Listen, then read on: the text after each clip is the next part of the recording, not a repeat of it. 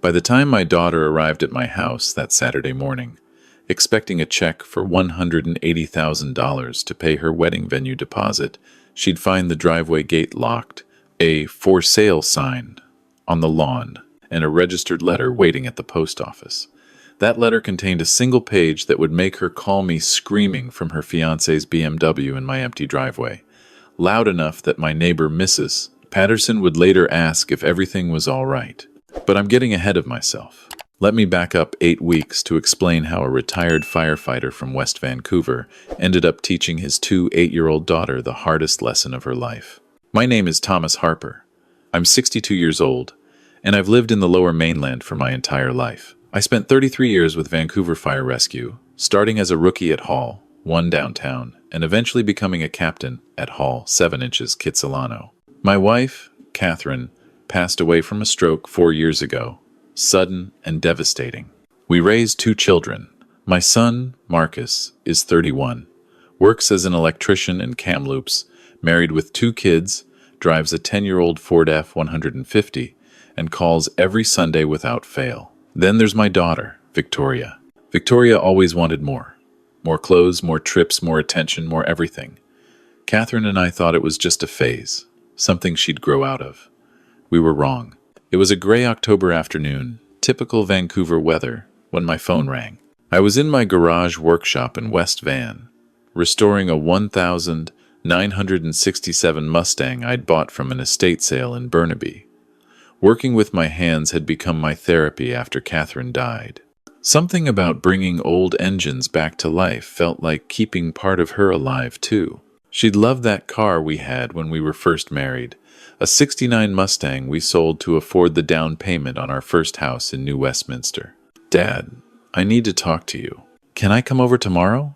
Victoria's voice had that edge to it, the same tone she'd used when she was 17 and had maxed out the credit card we'd given her for emergencies. The same tone when she'd quit her job at the marketing firm after 6 months because her boss didn't appreciate her vision. "Of course, sweetheart. Come for brunch. I'll make those blueberry pancakes you like." "Actually, Dad, this is business. Blake will come too. Make it 10 a.m. Blake was her fiancé of 6 months. They'd met at some influencer event in Yaletown. He drove a white BMW M4, worked in digital consulting, which seemed to mean he posted on social media a lot, and had never once offered to shake my hand firmly or look me in the eye. But Victoria was an adult. Her choices were hers to make. They arrived at exactly 10 a.m. in Blake's BMW. Victoria was carrying a white leather binder. Blake wore a designer tracksuit and sneakers that probably cost more than my monthly grocery bill. They looked like they were pitching to investors on Dragon's Den. In a way, I suppose they were. I opened the door. "Come in. Coffee's ready." We sat in the living room, the same room where Catherine and I had celebrated Victoria's university acceptance, where we'd hosted her graduation party, where I'd watched my wife take her last breath on the couch because she'd wanted to be home, not in a hospital. Victoria didn't touch her coffee. She opened the binder and pulled out glossy printouts of what looked like a resort in the Maldives. "Dad, Blake and I have been planning our wedding, and we've found the perfect venue." I looked at the photos. Crystal blue water, overwater bungalows, white sand beaches. It looked expensive, very expensive. "It's beautiful. Where is it?" "The Maldives. We're doing a destination wedding. 50 guests, 5 days, all inclusive. 50 guests to the Maldives." I did the mental math and felt my chest tighten. Blake leaned forward, his voice rehearsed. "Thomas, we want this to be the wedding of the century, something people will talk about for years. Victoria deserves nothing but the best. How much are we talking about?" Victoria slid a spreadsheet across the coffee table. "The venue deposit is $180,000. It covers the resort booking, the ceremony setup, accommodations for the wedding party, and the photographer. We need it by November 15th, which is in 2 weeks, or we lose the date. $180,000. For a deposit, I'd made $68,000 in my best year as a fire captain, before I retired. This was nearly 3 years of my salary for a deposit on a wedding. That's a lot of money, Victoria." "We know, Dad, But this is a once-in-a-lifetime event. Blake's parents are covering the flights and the reception dinner. My bridesmaids are paying for their own dresses. We just need you to cover the venue. Just as if $180,000 was a small ask. What about a wedding here in Vancouver? Stanley Park has beautiful venues. The tea house, the rowing club. Dad, no. Victoria's voice went sharp. I'm not having some basic Vancouver wedding that everyone has. This is my day. This is about making a statement. A statement. Not about love, not about commitment, not about starting a marriage. About making a statement. Let me think about this. Blake's face tightened. Thomas, we don't have time to think. The deposit is due in 2 weeks. The resort has other couples interested. If we don't secure it now, we lose it forever. Forever. Everything was always urgent with Victoria. Always a deadline. Always pressure. Always now. Now. Now. I need a few days. Victoria stood up. Dad, I'm your only daughter. Mom would have wanted this for me. She always said I deserved the best. There it was. The Catherine card. My wife, who'd worked night shifts as an ER nurse so we could afford Victoria's private school tuition. My wife, who'd driven a Honda Civic for 15 years while Victoria demanded we buy her a Volkswagen Jetta for her 16th birthday. My wife, who'd told me 3 days before she died that she was worried Victoria would never learn to stand on her own 2 feet. Your mother said a lot of things. I'll call you in a few days. After they left, I sat in Catherine's reading chair by the window and looked out at the ocean. $180,000. It was staggering, but I had it. After 33 years with the fire department, after our pensions, after the life insurance payout from Catherine's death, after selling our cabin in Whistler because I couldn't face going there without her, I had just over $340,000 in my RRSP and savings. Victoria knew I had it. We'd discussed it last year when I'd updated my will to split everything equally between her and Marcus. The question wasn't whether I could afford to give it to her. The question was whether I should. I didn't sleep that night. Instead, I did something I should have done months ago. I started investigating. First, I called my old colleague, Dave Kowalski, who'd retired 2 years before me and now worked part-time as a financial advisor in Burnaby. I asked him about wedding costs. Tommy, buddy, even a high-end wedding in Vancouver runs about $40,000 to $60,000.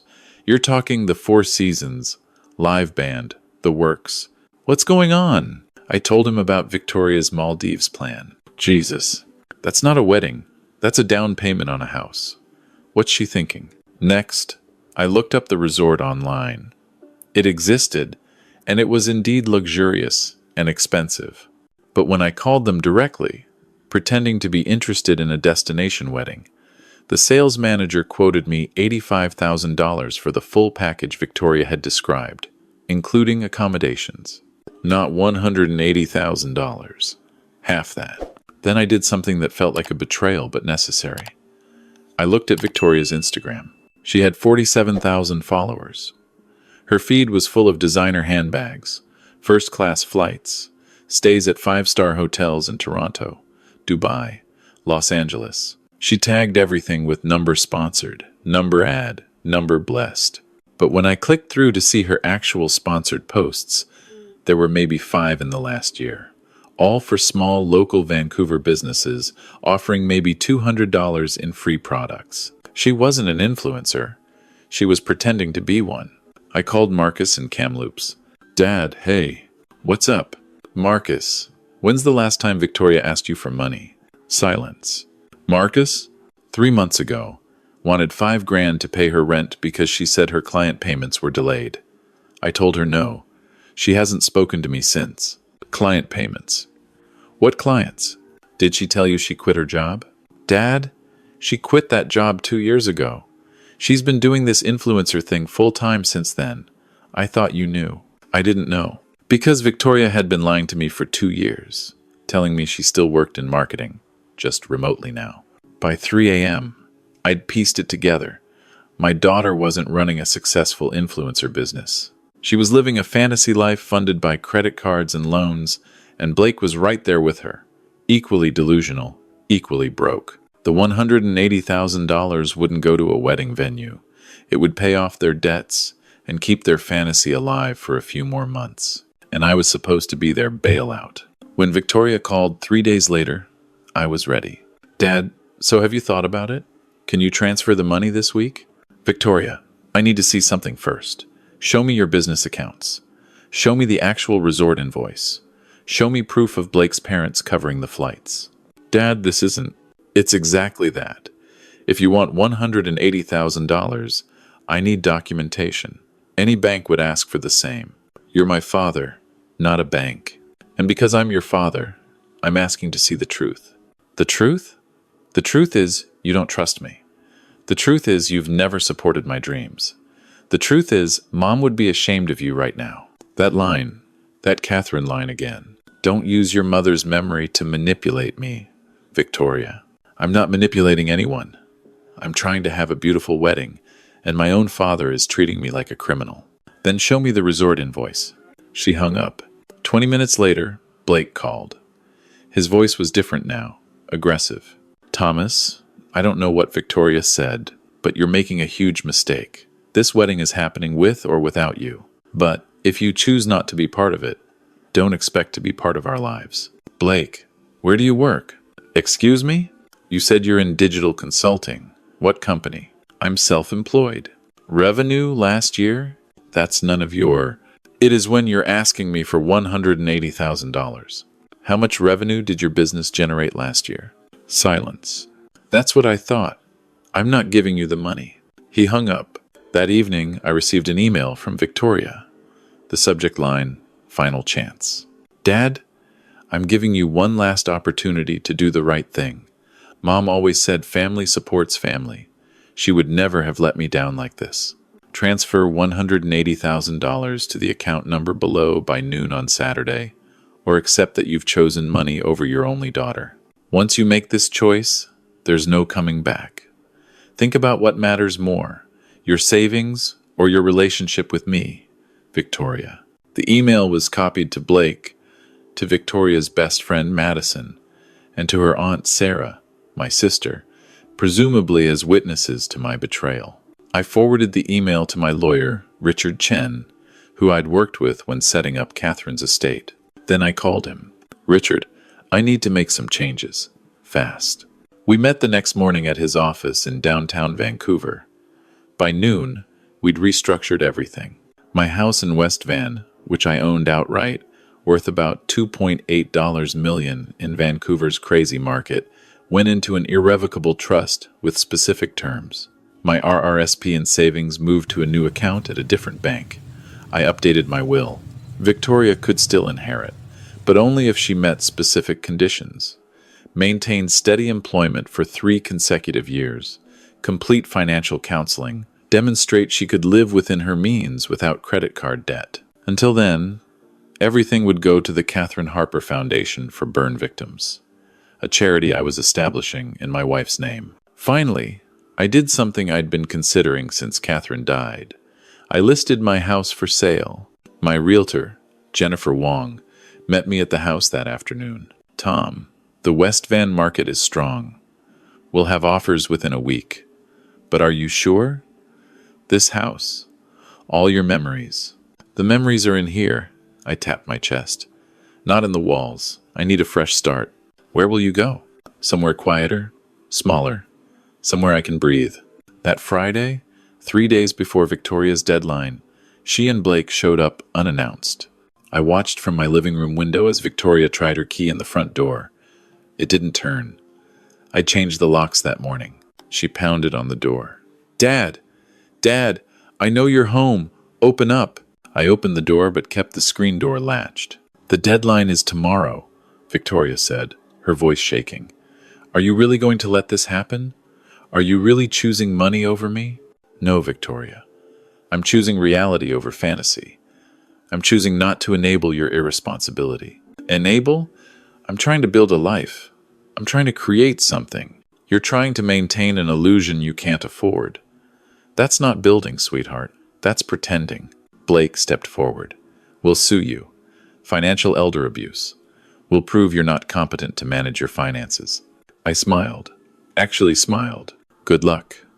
I had a complete cognitive assessment done yesterday. Passed perfectly. It's all documented. My lawyer has everything. What did you do? Victoria's voice cracked. I protected myself. The house is in trust. My savings are secured. My will is updated. You can't guilt me, threaten me, or manipulate me anymore. You're insane. No, Victoria. I finally have clarity. Your mother and I made a mistake. We gave you everything you wanted, and we never taught you the value of earning it yourself. We let you grow up thinking the world owed you luxury, that you could fake it until you made it indefinitely, that someone would always catch you when you fell. I can't believe this. My own father. Your own father loves you enough to let you fail. Because that's how you'll learn. Blake grabbed Victoria's arm. Come on. He's not going to help. Let's go. As they walked to the BMW, Victoria turned back. When you're old and sick and need someone, don't call me. You're dead to me. I hope that's not true, I said quietly. But I understand. The house sold in 6 days for $2.94 million, $140,000 over asking. A young family from Hong Kong, expecting their first child, needed quick possession because their rental was ending. Perfect timing. I hired movers for the furniture I wanted to keep. Catherine's china went to Marcus and his wife. Her jewelry I put in a safety deposit box for Victoria, for when she was ready. The rest I sold or donated. 2 weeks later, I was signing the final papers. My phone buzzed. Victoria had texted, "Heard you sold the house," running away like a coward. Pathetic. I didn't respond. Instead, I drove east. I'd found a small town in the Okanagan called Peachland, right on Okanagan Lake. Population 5,000. A place where people knew their neighbors, where life moved slower, where a 62-year-old retired firefighter could start over. I'd rented a small 2-bedroom house, sight unseen, just from photos.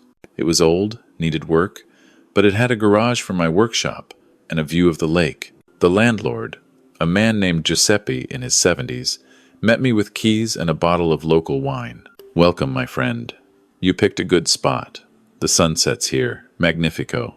"Thank you. I'm looking forward to peace." "Running from something or to something?" "Both." He smiled. "The best kind of running." I spent the first week unpacking, setting up my workshop, exploring the town. Peachland had a main street with local shops, a farmer's market, a beach, and a community center.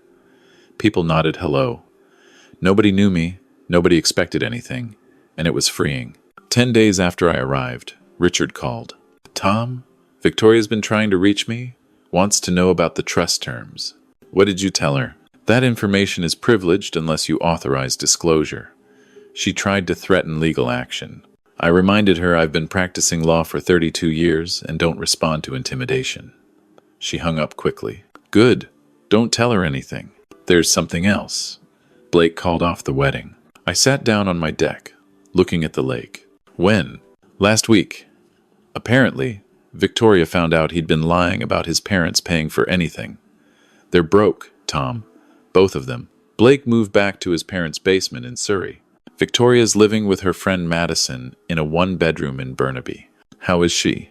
According to Madison, who called me trying to guilt you into helping, Victoria's working at a Starbucks in Metrotown. My daughter, who'd refused to work retail because it was beneath her, was serving coffee. "How much debt?" Madison mentioned over $80,000 in credit cards and personal loans. So my $180,000 would have covered the debt and funded a few more months of pretending. After we hung up, I walked down to the beach. November in the Okanagan was crisp, beautiful. The mountains reflected in the lake. An older couple walked past with their dog. "Beautiful day," the woman said. "First one here?" "First everything here. Just moved to town." "Well, welcome. I'm Carol. This is my husband Jim. We're 3 houses down from you, the blue one." We talked for 20 minutes about the town, about the best coffee shop, about the hockey league at the community center. When they left, I realized I'd smiled more in that conversation than I had in months. That night, I called Marcus. "Dad, where are you?" "Victoria's been calling me. Furious." I told him everything. Marcus was quiet for a long time. "Dad, I'm proud of you. Seriously. Victoria needed this. I feel like I abandoned her. No, you gave her the truth. That's the opposite of abandonment. Winter came to Peachland. I joined the Community Hockey League, playing defense for the first time since my 20s. I volunteered at the local fire hall, teaching fire safety to school kids. I built furniture in my garage and sold pieces at the weekend market. For the first time in 4 years, I wasn't defined by grief or obligation. I was just Tom, a guy building a new life. Victoria didn't call on Christmas. Marcus and his family drove down from Kamloops instead, and we had our first Christmas without her. It hurt, but it felt honest. Then, in late March, I got a text. Dad, can we talk? I waited 2 days before responding. Yes, call me Sunday afternoon. Sunday came. The phone rang at exactly 2 p.m. Dad. Victoria's voice was different, smaller, tired. I'm calling to apologize. I waited. For everything. For the things I said. For how I treated you. For using Mom's memory against you. That was unforgivable. Go on. Blake and I broke up. You probably know that. He was using me as much as I was using him. The wedding was never real. I mean, I wanted it to be, but we had no money, no plan, just this fantasy that someone would save us. I know, sweetheart. You knew? I did my research. Took me one night to figure out the truth. She made a sound between a laugh and a sob. Of course you did. You were a fire captain. You investigated everything. What's happening now, Victoria? I'm working at Starbucks in Burnaby. 2 jobs, actually. Starbucks during the day, server at Cactus Club 3 nights a week. I'm living with Madison, sleeping on her couch, paying her $600 a month rent. I'm 28 years old, Dad, and I'm starting over from zero. How does it feel? Humiliating, but also real. For the first time in years, I'm not pretending. I buy my own groceries. I take the bus. I'm in credit counseling, working on a plan to pay off my debt. It's going to take years, but it's mine. My mess. My fix. I understood that more than she knew. Dad, I'm not calling to ask for money. I know I destroyed that bridge. I'm calling because my therapist said I needed to make amends, to apologize without expecting forgiveness. I appreciate that. Do you think, someday, you could forgive me? I looked out at Okanagan Lake, at the spring sunshine sparkling on the water. I forgave you the day I drove away, Victoria. What I couldn't do was keep enabling you. But I never stopped loving you. She was crying now, really crying. I don't deserve that. Probably not. But love doesn't work that way. We talked for 2 hours. She told me about her therapy, about the reality of minimum wage, about her plans to go back to school for accounting. She asked about Peachland. I told her about my new life, my workshop, the hockey league. Before we hung up, she said, Dad, could I maybe visit? Not now, but when I've saved up some bus fare. I'd like to see where you're living. I'd like that, Victoria. When you're ready. 6 months later, in September, Victoria texted, asking if she could visit for a weekend. She'd been working both jobs for 10 months, had paid off $15,000 of her debt, enrolled in online business courses, and moved into a small studio apartment in New Westminster. I picked her up at the Greyhound station in Kelowna. She looked different, no design or anything, jeans and a simple hoodie. Her hair was natural, no expensive highlights. She looked tired but real. Thanks for letting me come, Dad. You're always welcome, sweetheart. That weekend, I taught her basic woodworking in my garage. We built a small bookshelf together, just like we used to build things when she was little. We talked about her therapy, her goals, her regrets. She apologized again, specifically for individual things she'd said and done. On Sunday, before she left, she handed me an envelope. What's this? Open it. Inside was a check for $500. Victoria, you don't need to. It's not repayment, Dad. I'll never be able to repay you for everything you and Mom gave me. This is symbolic. It's the first money I've saved since hitting rock bottom. I wanted to give it to you, not because you need it, but because I need to prove to myself that I can give, not just take. I looked at my daughter, really looked at her, and I saw something I hadn't seen in years. I saw the girl who'd wanted to be a veterinarian when she was 8, who'd volunteered at the SPCA, who'd been kind and curious before social media and comparison culture convinced her she needed to be someone else. "I'm proud of you, sweetheart." Her eyes filled with tears. "Yeah? Yeah." I deposited the check and made a matching donation to the Catherine Harper Foundation, $500, towards supporting burn victims, in honor of Victoria Harper, who was learning what her mother always wanted to teach her, that real worth comes from who you are, not what you have. A year later, Victoria got promoted to shift supervisor at Starbucks. She finished her business diploma. She started dating an electrician she'd met through Marcus, a guy named Danny who drove a truck and packed his lunch and understood what rebuilding looked like. She visited Peachland 5 times that year. Each time, she stayed longer, relaxed more, seemed more like the daughter I'd always hoped she'd become. On what would have been Catherine's 59th birthday, Victoria and I drove to Vancouver and visited her grave. We hadn't done that together since the funeral. Victoria brought sunflowers, Catherine's favorite. "Mom would be proud of you," Victoria said quietly, "for what you did, for stopping me. She'd be proud of both of us. Do you think she'd forgive me?" I put my arm around her shoulders. "Sweetheart, she forgave you before you even made the mistakes. That's what parents do. But she also would have done exactly what I did. She would have loved you enough to let you fall." We stood there for a long time, father and daughter, learning to be family in a new way, in the shadow of the woman who'd loved us both enough to want us to be better. As we walked back to my truck, Victoria said, "Dad, thank you for not giving me the money, for changing the locks, for moving away, for making me figure it out myself. It's the best thing you ever did for me." I smiled. "Your mother would say it was the most loving thing I could do." She'd be right. And she would have been.